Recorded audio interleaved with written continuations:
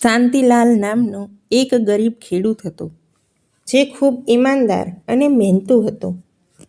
એક દિવસ તે પોતાના ખેતરમાં હળ ચલાવતો હતો, ત્યારે તેને જમીનમાંથી એક પ્રાચીન અને કિંમતી સોનાનો સિક્કો મળ્યો.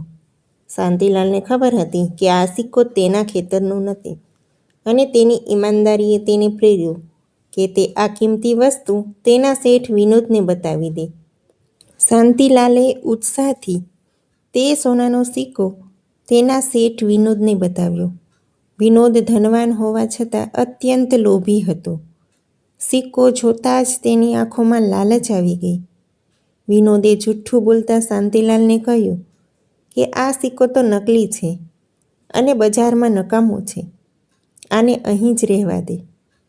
વિનોદે તે સિક્કો પોતાની તિજોરીમાં છુપાવી દીધો અને શાંતિલાલને ખાલી હાથે પાછો મોકલી દીધો. શાંતિલાલ દુઃખી થઈને ઈમાનદારીનું કોઈ મૂલ્ય ન હોવાનો વિચાર કરીને પાછો ફર્યો. તે જ રાત્રે વિનોદના ઘરમાં અચાનક ચોરી થઈ. ચોરોએ તિજોરી તોડી નાખી અને વિનોદની બધી સંપત્તિ, પૈસા અને દાગીના ચોરી લીધા. ચોરોએ જતાં જતાં માત્ર એક જૂનો અને કટાયેલો કાંસાનો સિક્કો ત્યાં છોડી દીધો. સવાર પડતાં જ જ્યારે વિનોદે તિજોરીની હાલત જોઈ, ત્યારે તેના હોશ ઉડી ગયા. વિનોદને તરત જ સમજાયું કે આ તેના લાલચનું ફળ છે.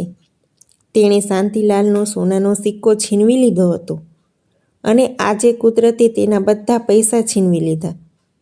તેણે શાંતિલાલને બોલાવ્યો અને પોતાની ભૂલ સ્વીકારી અને માફી માગી. વિનોદને બોધ થયો કે પૈસા કદાચ ખોવાઈ શકે છે, પણ ઈમાનદારી અને સારો વ્યવહાર ક્યારેય ખોવાતો નથી. ત્યારથી તેને મહેનત અને સચ્ચાઈથી ધન કમાવવાનો નિર્ણય કર્યો.